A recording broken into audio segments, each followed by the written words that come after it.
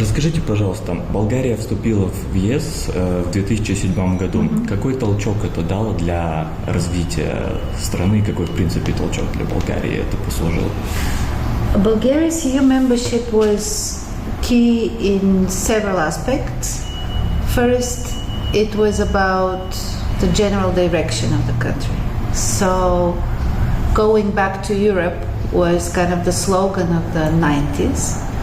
And the fact that Bulgaria became member in 2007 was a result of the desire of the society really to be part of the West. Secondly, it was of course about infrastructure. Bulgarian roads, Bulgarian you have the bridges, you have the schools which have been renovated and so on and so forth. So the infrastructure got a big boost. But I think the most important part was about rules. European laws and rules in terms of sanitation, in terms of security of production, in terms of in general the structure of the economy, the fact that a lot of the shadow businesses were eliminated, the fact that a lot of the ecological standards were implemented and so on. Какие сферы жизни болгарского государства и болгарских граждан были приоритетом во вложениях от Европейского Союза и где достигнуты самые большие успехи? Bulgarian economy, of course, coming out of socialism, first of all, needed to be reformed. That happened in the late 90s, early 2000s. And it turned out that a lot of the small and medium-sized enterprises needed a boost. And because of the internal market, most of those enterprises became part of the big European economy. And I would say were focused and are still focused around the production of the industrial heart of Europe, which is Germany. So the automotive industry, but also electric appliances and so on and so forth.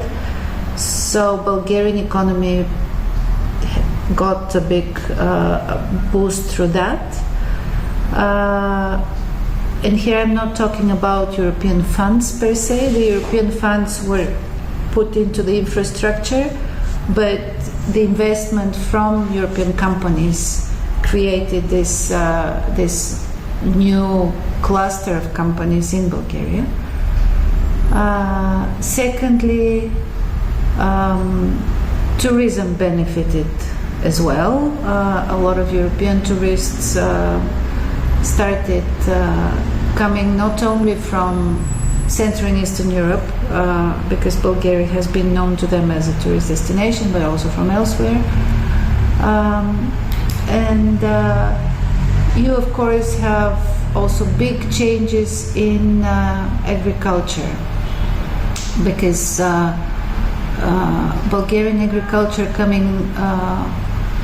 going through a reform, through a very difficult reform, had been in a bad shape in the 90s.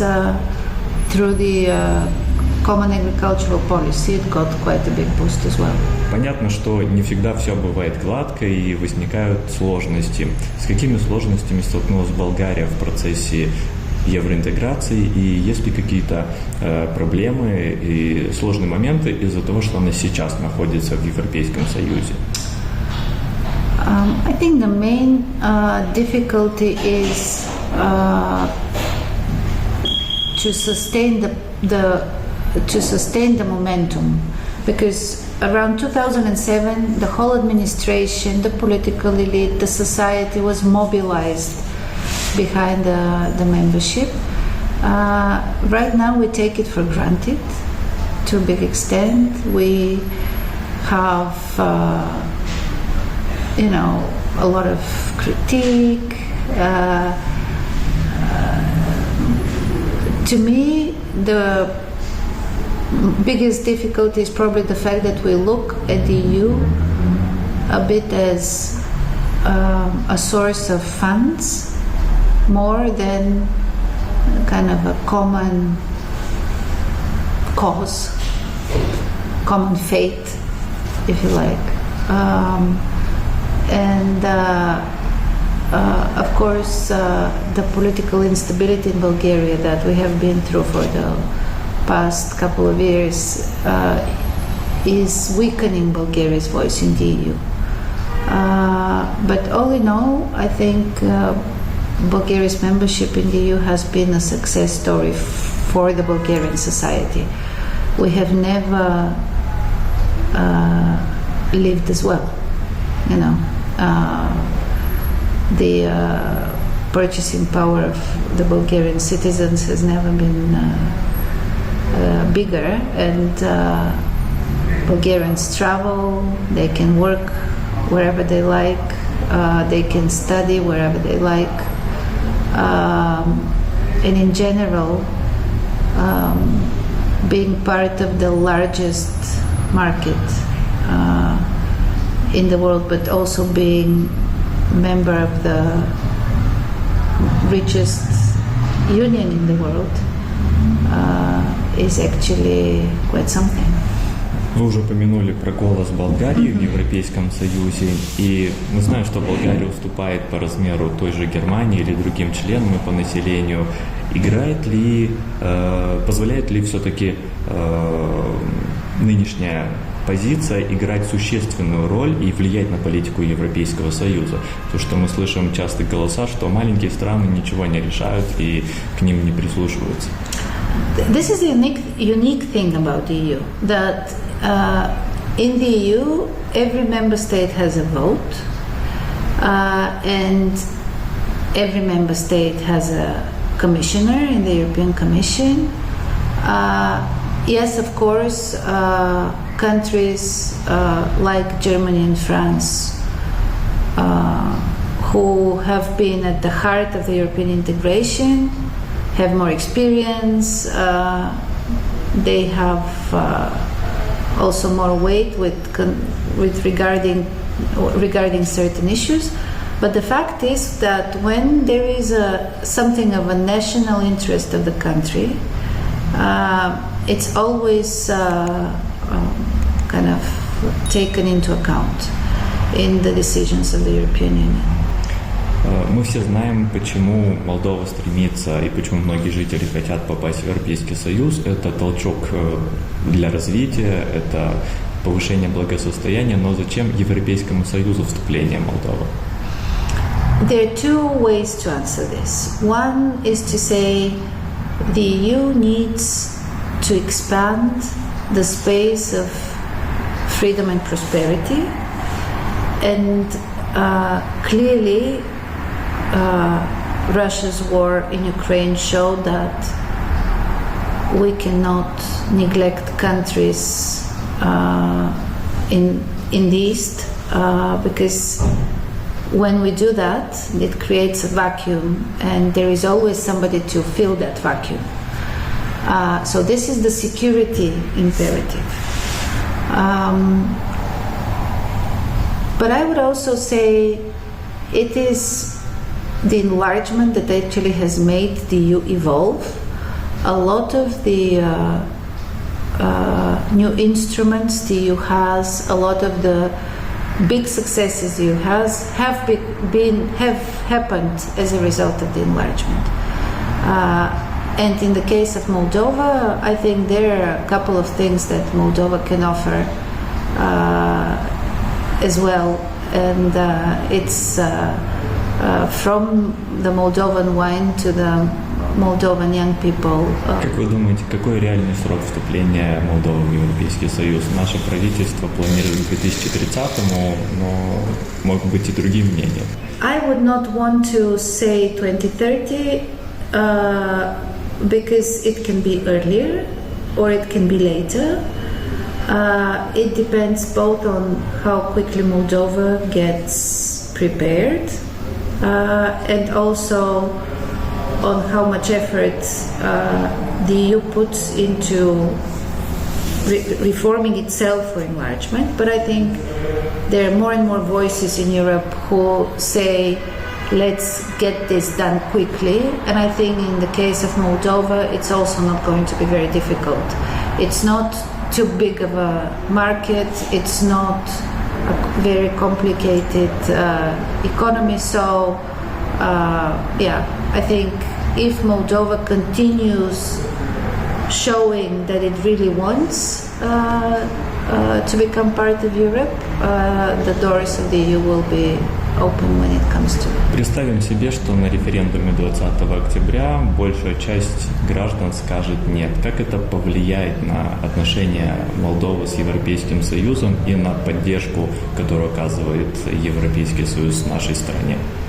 This will be very unfortunate because this will give oxygen to all those Eurosceptics who say that the enlargement is not going to happen anyway. So I would probably think that for the EU it will be a moment when one would say, why should we make an effort if they don't want to be part of Europe anyway? But I really hope that it doesn't come to that. It's going to be a big loss for both sides anyway.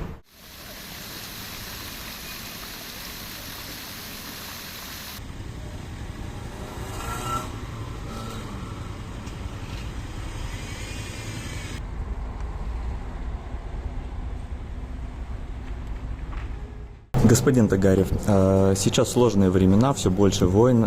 Понятно, что Болгария входит в НАТО, это оборонительный блок, но как способствует безопасности Болгарии членство в Европейском Союзе? The European Union also has its security policy, defense policy, and all the arrangements for legal arrangements for common response to threats, to aggression. So far, the European Union has also the ambition to have to be a strategically autonomous actor, but do not have yet all the mechanisms and organizations in place and the infrastructure in place to implement those legal arrangements. My view, I would tend to say that the Bulgarian view as well is that we see NATO as the main guarantor for our defense. Secondly, the European Union being by its foundational ambitions an economic union has a very important role to play in defense industries. Now, actually, there is a proposal for EU regulation that means a law on developing the defense industry, strengthening the supply chains, etc. And in that respect, the European Union is more important for the functioning of the defense industry. Industries also, NATO also contributes, okay, but EU is a more prominent player for us in that regard. But I would outline one more. These are the efforts to counter disinformation campaigns, propaganda, interference by third countries.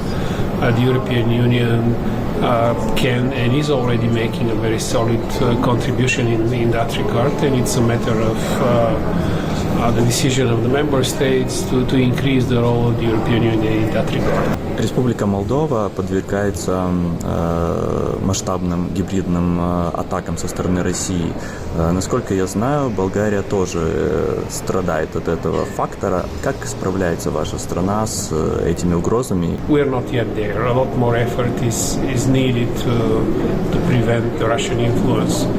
Of course, and I don't think that can succeed without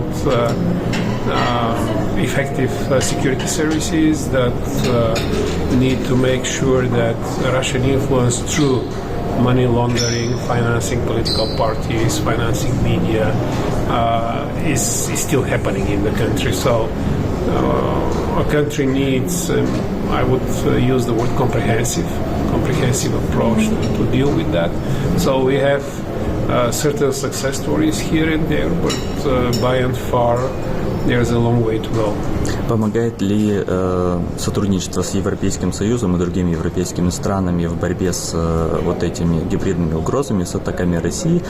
Координирует ли как-то Болгария с ними действия и помогает ли это в борьбе?